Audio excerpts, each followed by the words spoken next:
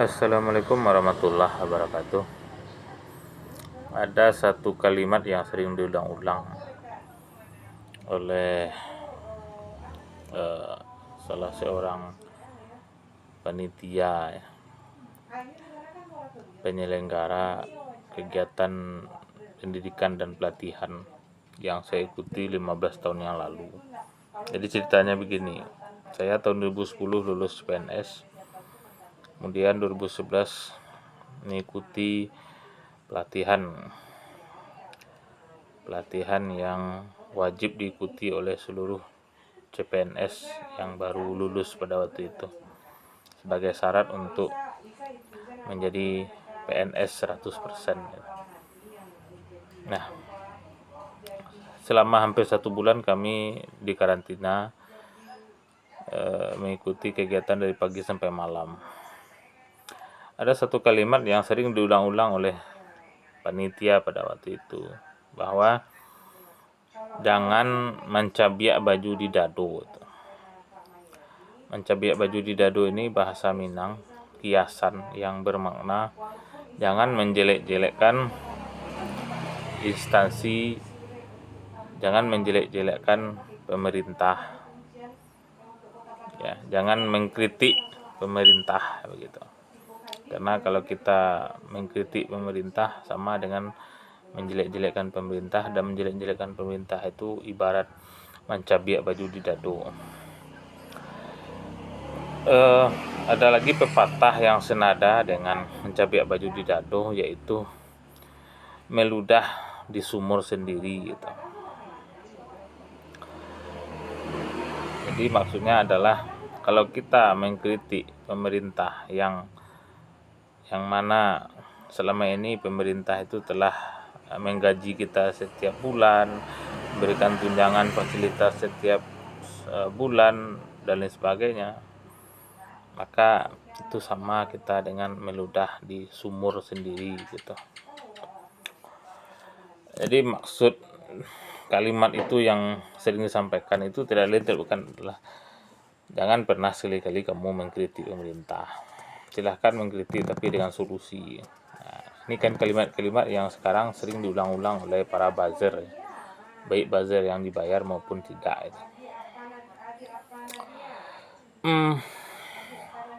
Jawaban saya begini ya.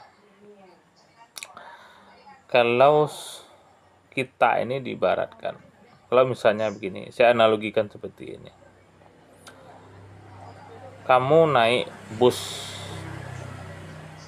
MPM dari Padang ke Jakarta, ya, dibawa oleh sopir gitu. Mobil itu dibawa oleh sopir gitu. Sampainya di Jambi, sang sopir entah kenapa, mungkin kena mabuk, karena terlalu banyak mengkonsumsi alkohol, dia membawa mobil itu ugal-ugalan, belok kiri, belok kanan, nyaris nabrak, nyaris kecelakaan, dan lain sebagainya gitu. Sehingga otomatis semua penumpang di dalam mobil itu cemas. Nah, apa tindakan kita itu? Kira-kira tindakan yang paling sangat wajar dan logis apa gitu? Dan yang pasti jawabannya bukan diam. Pasti jawabannya adalah kita langsung menegur si sopir gitu. Kenapa kita harus menegur sopir? Kalau dia tidak tegur, dia lupa bahwasanya dia membawa mobil dengan muatan penumpang yang penuh, dan penumpang itu yang dia bawa itu orang sama seperti dia gitu. Dan alangkah anehnya kalau ada orang yang ada di penumpang yang ada di dalam bus itu bilang seperti ini, ya biarkan saja, tidak apa-apa. Ya mungkin sopirnya itu sedang banyak masalah, ntar lagi dia akan sadar sendiri gitu kan. Ini kan orang bego sebenarnya gitu. Mohon maaf ya gitu. Nah, begitu juga dengan hidup berbangsa dan bernegara. Negara ini kan seperti bus. yang membawa penumpang sebanyak 280 juta orang. Sopirnya adalah presiden. Sopir keduanya adalah wakil presiden. Nah, kernetnya karyawan di dalam bus itu adalah menteri dan segala macam perangkatnya ada di sana gitu.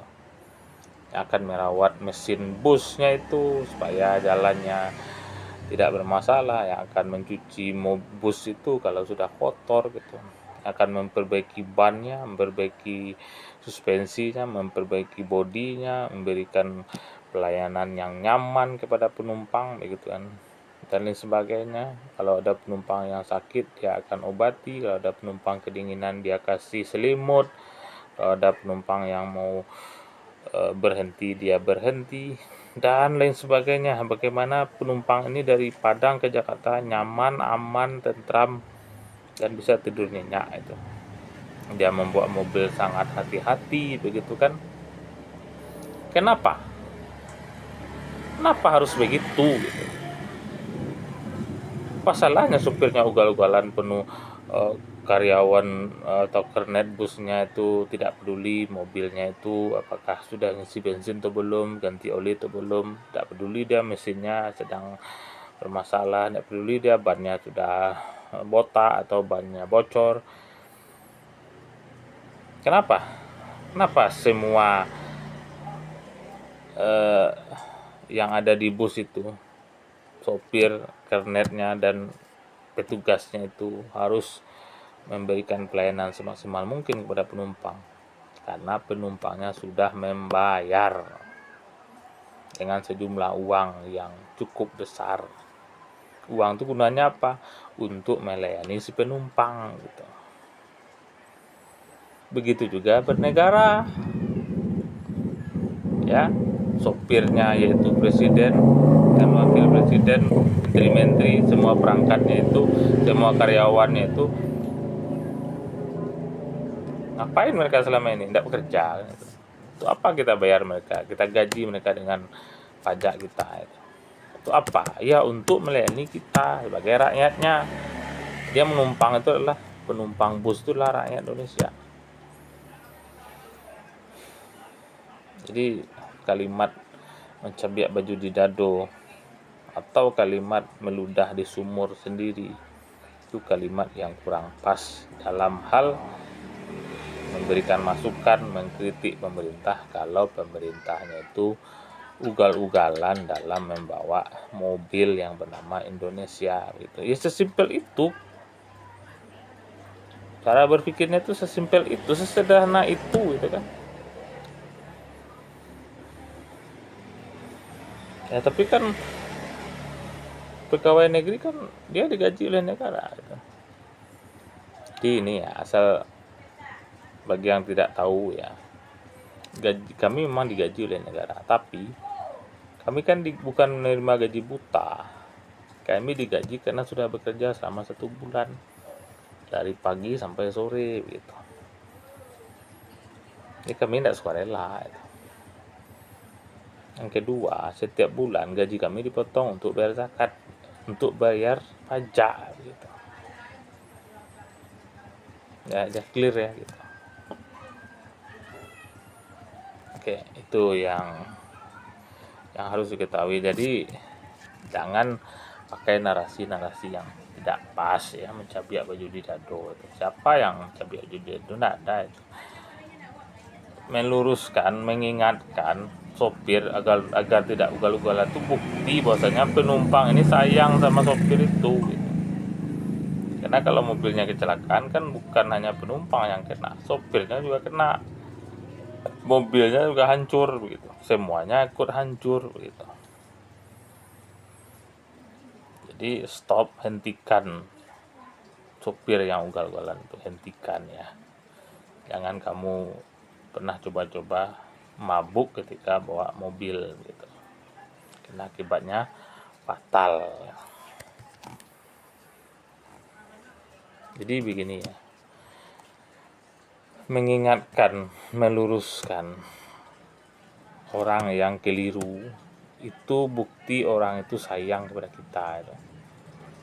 contoh ada orang buta, dia buta, nggak bisa melihat dia, ya kena buta gitu kan, dia jalan gitu kan,